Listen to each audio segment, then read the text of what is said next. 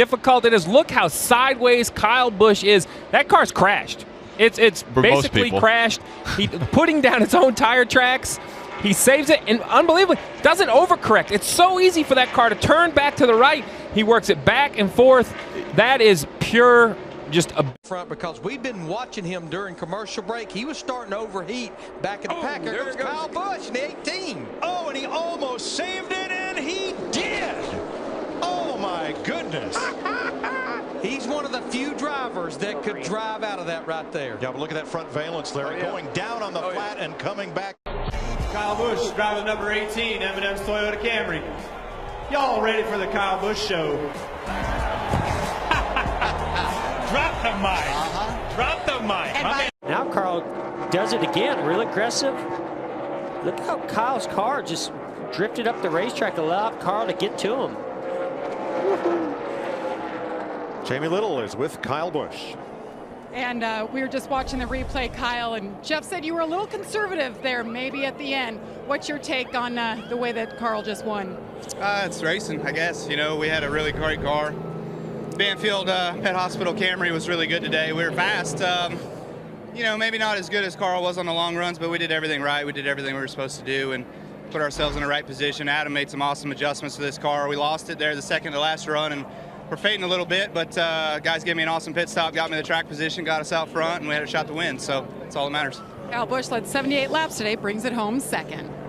Let's take a look at the finish of this race. Again, Jack Sprague in the number 60 on the inside, Kyle Busch in the number 50 going on the high side. This is through 3 and 4. This is a situation where Jack Sprague's watching the mirror. He wants to go where Kyle wants to go. He wants to block him.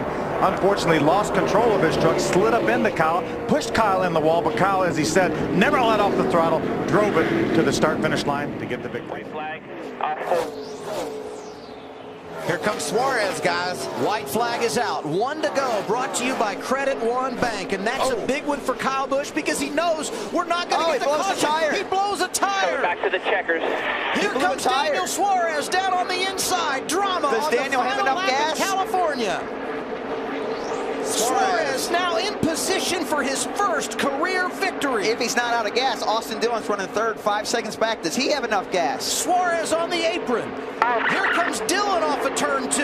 Look at Suarez working Kyle's the wheel. going to try to make it with a flat tire. Can he do it? Busch back in front of him. This is outstanding on the final lap. And Austin Dillon is into 3. He's coming fast. Dillon's going to take the lead. Here comes Austin Dillon. Where does he stand on fuel? He goes to the outside. Dillon outside of Kyle Busch into the wall. There's contact.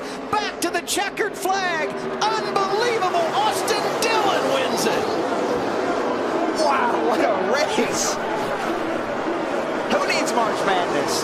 This is California Auto Club speed. Fenders flying.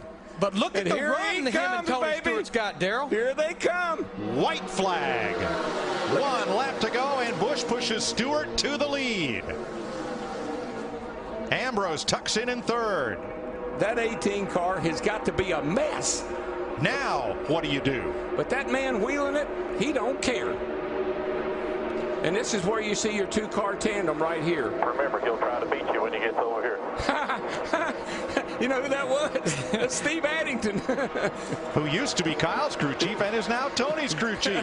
He will try to beat you. 1 mile to the finish line of the Budweiser shootout. Tony Stewart or Kyle Busch, who's going to win it? I don't know if Kyle's got it. Remember what happened the last time these two were coming to a start-finish line back in the July race? Smoke versus Wild Thing to the line. He got him.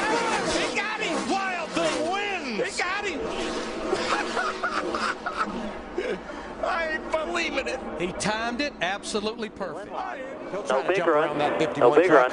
Down the back stretch, getting ready to come into turn number 3 for still the final turn here at Talladega. Got a long way to go to the start-finish line. Almirola in front of Kyle Busch. Back behind him, Sauter. Bring it to the checker. Bring it to the checker. And the 88 Still lined of up. Matt Crafton. Still Are they going to lined make the move? Here comes Sauter looking to the inside. Almirola in front of Kyle Busch. Kyle Busch is going to move to the inside. It's a drag race. They're 3 wide at the stripe. It looked as though in the middle there. Through 1 and 2. And now the long back straightaway. Kyle Busch closing the gap. Down the back stretch they go. He blocks. Blaney misses Here comes mark. Kyle Busch. Blaney misses mark in 3 and 2. They open the door for Kyle Busch in a 50. Clear right now, clear right now, clear right now. Don't jack your entry up. Get up there, hit it. Kyle Busch with an amazing pass down the backstretch. He's won here before in 2013. With a half a lap to go, Kyle Busch passes Ryan Blaney, and Kyle Busch is going to win at Indianapolis.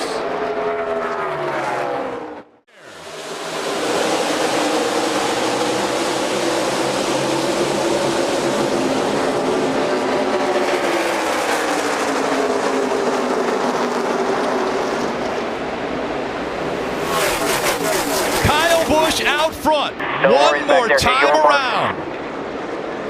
Kyle Busch missed the first 11 races of the season with a broken leg and a broken foot after an accident at Daytona.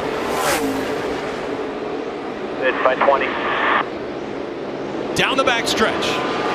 His closest competitor, just a dot in the rearview mirror. Through 3 and 4.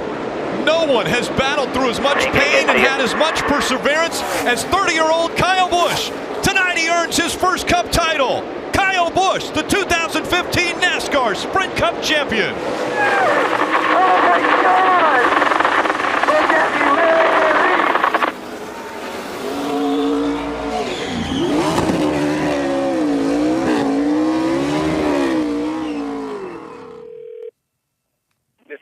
Hey, this is Kyle from NASCAR. How you doing today?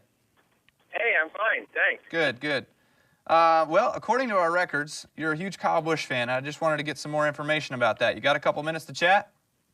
I do. All right, fantastic. My first question is, how did you become a Kyle Busch fan? How did I become a Kyle Busch fan? I just like him, and the reason I like him is because everybody else didn't like him. And all my friends said, you got to be nuts liking Kyle Busch. I just remember being at Bristol, and Brad Keselowski called him out on the driver's stand. That kind of cemented it for me that I'm going to be a Kyle Busch fan from that point on. Just because everybody else didn't like him, I liked him. I'm sure he would appreciate that. I have to let him know. Have you ever met Kyle Busch? No, I have never met him. Well, Ken, this is Kyle Busch. It's your best day ever, right? Oh, my God, that is so freaking cool. I sent all that stuff to you now. Don't make your head swell. No, don't trust me. It won't. It's already too big anyways, so. So in your wildest dreams, did you ever think Kyle Busch would take over a race car that Dale Jarrett once started in? You know, and I like Dale Jarrett, actually. I love the race when his dad was calling it, but, you know, I think that's awesome. I really do. Yeah, he beat Earnhardt to the start-finish line. He did. And that's why I kind of like Ned Jarrett at the time, you know. But not that, but at the time, Bill was still there, and even when Bill was very in on his Chevy and all that kind of stuff, you know, it's like he's not driving that Coors, smelling M&M. This is Dale Jarrett right now. Kyle's sitting here beside me. What are you guys doing to me now? Yeah, this deal's for NBC coming up. You know, we start the coverage Daytona July 4th weekend, so Kyle's just making a few calls here, and man, you are quite a fan. I think he dropped the phone. That was it. That was it? Did he drop the phone? I didn't hear a thing, but I don't think he's there. Ken, we lost him. He hung up on you. Yeah, exactly. That was a bad idea. All right, see you later, Ken. Yeah. Jeez. Well, that's it. Good job. You're done. All right. Awesome.